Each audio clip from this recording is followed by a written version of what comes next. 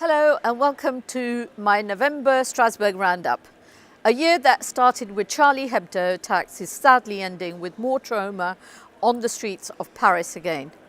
These attacks have struck an emotional chord with people across the world and was felt just as strongly by many of you across the Midlands who emailed and wrote to me showing solidarity with victims in Paris and across the world in Africa, the Middle East and South Asia, where hundreds more lives have been needlessly lost in acts of terror.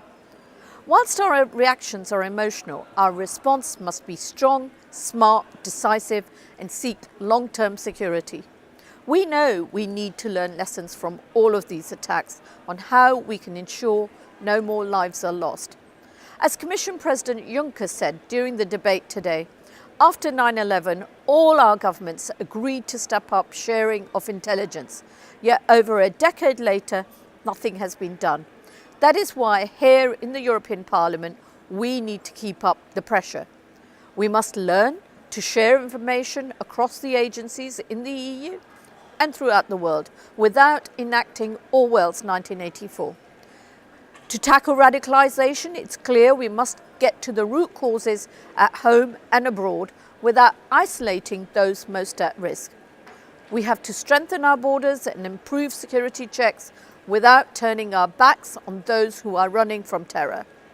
When we don't feel secure at home, it's easy to turn away those who most need our help, but we cannot allow that to happen.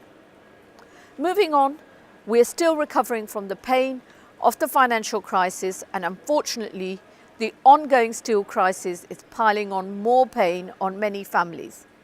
I have not hesitated to tackle this, raising it in the Parliament here and meeting with the Commission to come up with a European solution on dealing with cheap Chinese steel imports dumped on the EU market, 94% of which end up in the UK. I took it to Westminster where I challenged Business Secretary Sajid Javid MP on how the government will act to protect the 240,000 jobs that are at risk in the Midlands because of threats to the supply chain.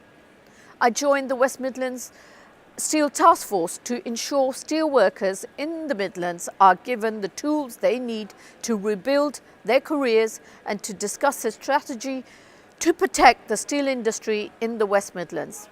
I will continue to work to find a solution to the Caparo industries in administration.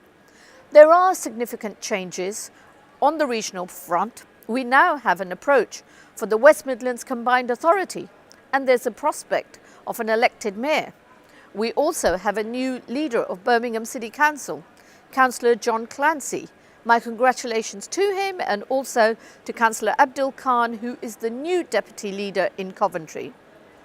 And don't forget that we have a big campaign on voter registration.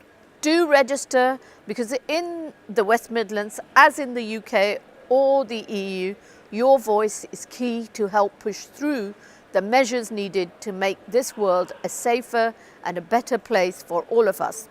That is it for this month. See you next time. Goodbye.